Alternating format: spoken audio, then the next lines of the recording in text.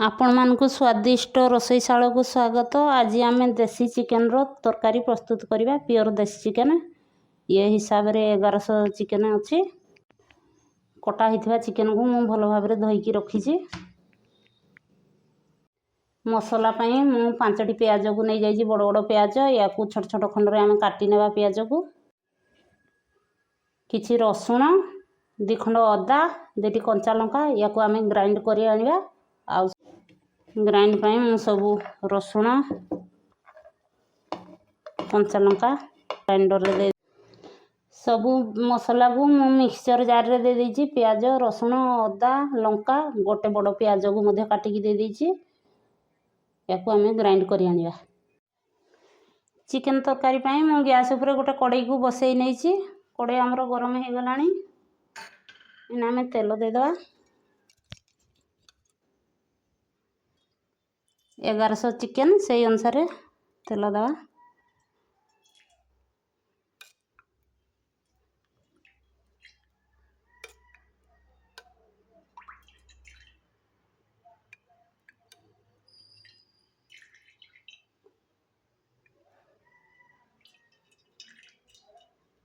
एति मु तेल नहीं जाइछि। मु मसला रे 2टा तेजपत्र गोटे अलैच 4-5टी गोलमरीच खंडे डालचीनी गोटे पिंच हिंगू नहीं जाइछि। तेल आमर गरम हो गलानी। फास्ट आम हिंगू को दे दवा और डालचीनी को दे दवा अलैच को दे दवा सब जिनस को दे दवा। जाल को लो टू मीडियम रे रखिया।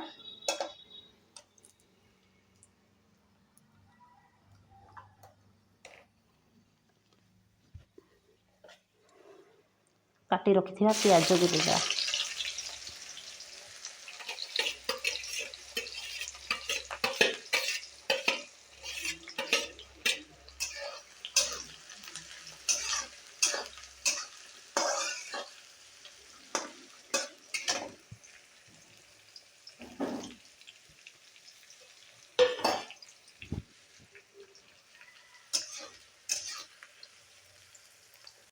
प्याज आमर हल्का भाव में भाजी हो गलानी। हल्का लाल हो गलानी।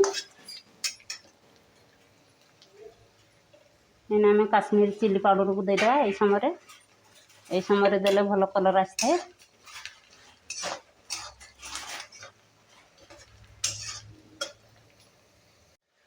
इन आम बोटा मसला को देदेवा। प्याज रसुण अदार बोटा को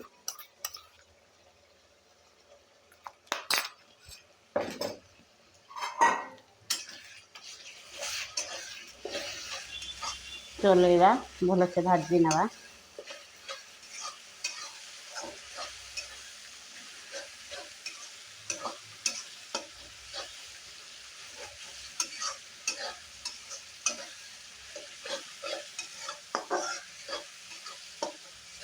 मसला आमर भाजी हो गलानी।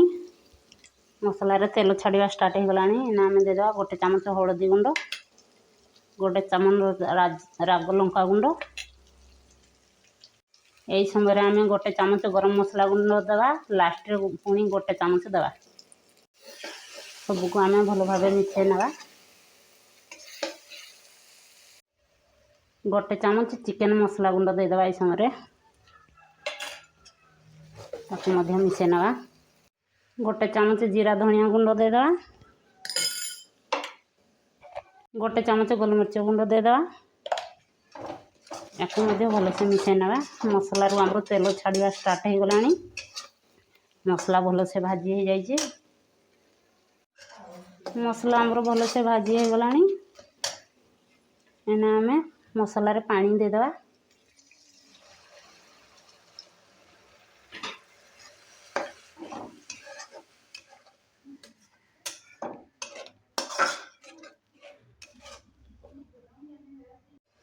यही समय आम मसला फुटुवा समय स्वाद अनुसार लुण देदेवा। चिकेन को देखिकी लुण देवा। या मिसई नवा।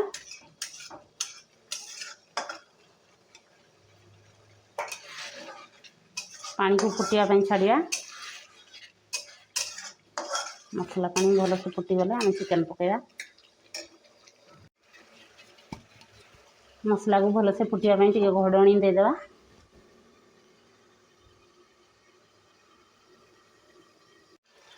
मसला पानी भलसे फुटीगला। एना आम धोईकी रखिथिबा चिकेन को देदेबा।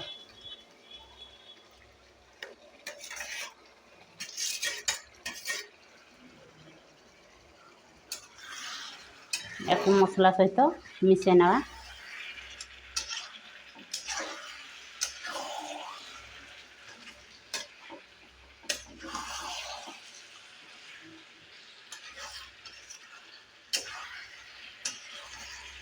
भलसे मसला सहित मिसई नवा।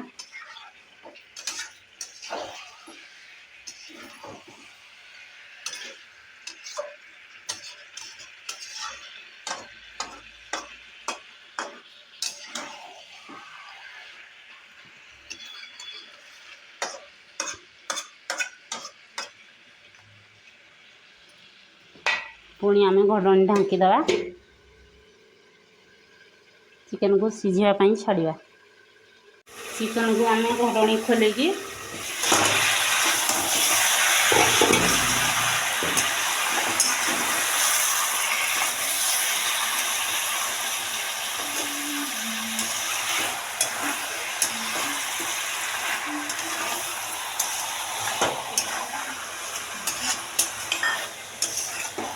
एमती धरिकी घाटे कपड़ा हो चिमटा साइज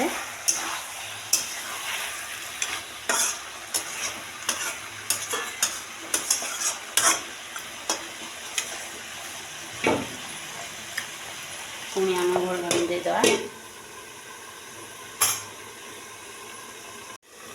आम घोड़णी खोलिकी चिकेन को देखा। चिकेन भाजी हो आसला। चिकेन को तेल छाड़ा स्टार्ट है। अल्प समय सीझे चिकेन सीझीगला। देखते चिकेन रे परफेक्ट तेल हो अधिक तेल हो देखते ठीक ठाक तेल हो चिकेन सब तेल को स्मूथ कर प्रोसेस रे आपण माने चिकेन प्रस्तुत करेंगे। चिकेन तरकारी भारी स्वादिया हे। पुणी आम घोड़णी घोड़ेदा। देखु आमर चिकेन कषा हो जाइए रेडी हो जाइए। साइड की तेल छाड़ा स्टार्ट हो गला। यही समय आपण मानक जहाँ कषा खाइबा पसंद ये समय काढ़ी ने मुझे कषा काढ़ी नौ।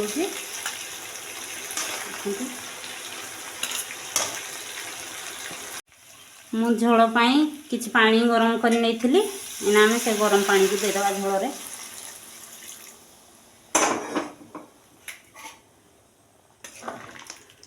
भल से मिसई नवा। आउ 5 मिनट फुटिया छाड़ा। चिकेन तरकारी आमर भल से फुटिकी रेडी हो गला। यही समय आम लास्ट देदेबा गोटे छोट चामच गरम मसला गुंड। आगु आम देते ये समय अल्प देवा बासना पाई। आ काटिकी रखि धनिया पत्र को देदेबा।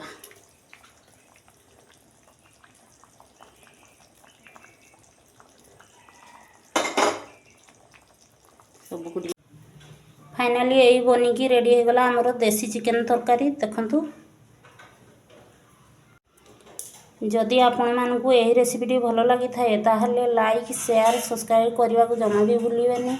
नुआ नुआ वीडियो देखिबा पई मो चैनल को सब्सक्राइब करंतु।